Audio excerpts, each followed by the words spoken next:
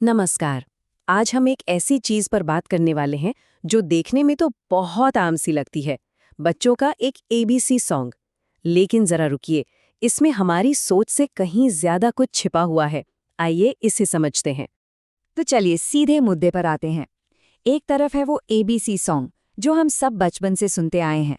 A for apple, B for ball, सीधा और सरल। और दूसरी तरफ ये एक यूट्यूब वीडियो से है जहां चीजें कह सकते हैं थोड़ी अजीब हैं। ए फॉर एप्पल, फिर अचानक PQRSTU और फिर H फॉर हैंड हैंड। मतलब ये हो क्या रहा है आखिर? देखिए, ये सिर्फ एक अजीब सा गाना नहीं है, ये अपने आप में एक पहेली है।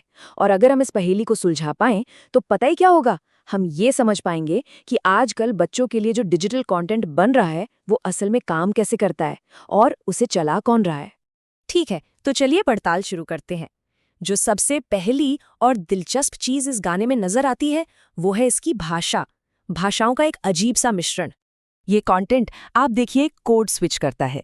मतलब शब्द तो अंग्रेजी के हैं, एप्पल, बॉल, लेकिन उन्हें बोला हिंदी के लहजे में जा रहा है। A for apple, B for ball. ये असल में एक बहुत ही स्मार्ट तरीका है उन भारतीय दर्शकों तक पहुंचने का जो अंग्रेजी समझते तो हैं पर हिंदी में बात करने में ज्यादा सहज महसूस करते हैं। भाषा की बात तो हो गई, अब जरा इस गाने के स्ट्रक्चर को देखते हैं जो सुनने में काफी ऊट-पटांग और बेतरतीब सा लगता है। सवाल ये है कि क्या इस गड़बड़ी के पीछे भी कोई पैटर्न है? आप गौर करेंगे कि गाने का जो फ्लो है वो बार बार टूटता है। बीच बीच में अचानक से अक्षरों की एक पूरी लाइन आ जाती है, जैसे PQRSTU। अब इसका ABC के क्रम से तो कोई लेना देना है नहीं, तो ये है क्यों? ये बस ध्यान खींचने के लिए है। और ये देखिए, H फॉर हैंड, हैंड। एक ही शब्द को 2 बार क्यों बोला गया? ये अपने आप में एक इशारा है। इससे ऐसा लगता है कि इस कंटेंट को शायद बहुत ही जल्दबाजी में बनाया गया है। मतलब क्वालिटी से ज़्यादा क्वांटिटी पर जोर दिया गया। और ऐसी गलतियां और भी हैं, जैसे एलिफेंट को इलीफेंट बोला गया है। अब देखिए, ये सिर्फ स्पेलिंग की गलतियां नहीं है, ये सुराग हैं, छोटे छोटे सुराग जो हमें इस कंटेंट के असली मकसद के बारे में बहुत कुछ बता रहे हैं। तो अब हम आते हैं सबसे बड़े सवाल पर। आखिर ये गाना है किसके लिए? क्या ये सच में बच्चों को कुछ सिखाने के लिए बनाया गया है, या हम इसका असली ऑडियंस कोई और है, कोई ऐसा जो हमें दिखाई भी नहीं देता? गाने के बीच में ही एक आवाज सीधे बच्चे से कहती है, नेक्स्ट यू सिंग। ये एक सीधी साधी स्ट्रैटेजी है बच्चे को स्क्रीन से बांधे रखने की, उसे सिर्फ एक देखने वाले से एक हिस्सा लेने वाला बनाने की कोशिश। और फिर जैसे ही गाना खत्म होने वाला होता है, एक और कमांड आता है।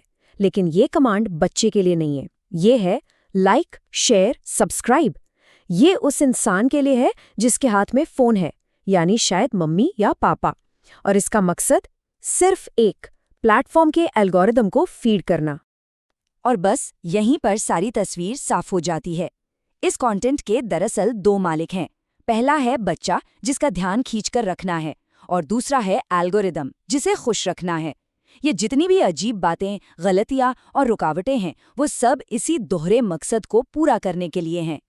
तो इस एक छोटे से अजीब से नर्सरी राइम को समझने की इस पूरी कोशिश से हमें क्या पता चलता है? ये हमें आज की डिजिटल पढ़ाई और ऑनलाइन बच्चों के कंटेंट के बारे में आखिर क्या सिखाता है? ये सच में कमाल की बात है। सिर्फ एक नर्सरी राइम के जरिए हम एल्गोरिदम वाले कंटेंट का पूरा ढांचा समझ सकते हैं। ये ग्लोबल है, ये बहुभाषी है। इसका मकसद सिर्फ सिखाना नहीं बल्कि लोगों को जोड़े रखना है। ये कॉल टू एक्शन से भरा हुआ है, और हाँ, ये जानबूझकर थोड़ा सा अस्त व्यस्त है ताकि ध्यान बना रहे। तो आखिर में ये हमें एक बहुत बड़े सवाल के साथ छोड़ जाता है। जैसे जैसे एल्गोरिदम हमारे बच्चों के लिए एक नए टीचर की भूमिका निभा रहे हैं, तो हमारे बच्चे असल में सीख क्या रहे हैं? सिर्फ ABCD, या इसके साथ साथ कुछ और भी? ये सोचने वाली बात है।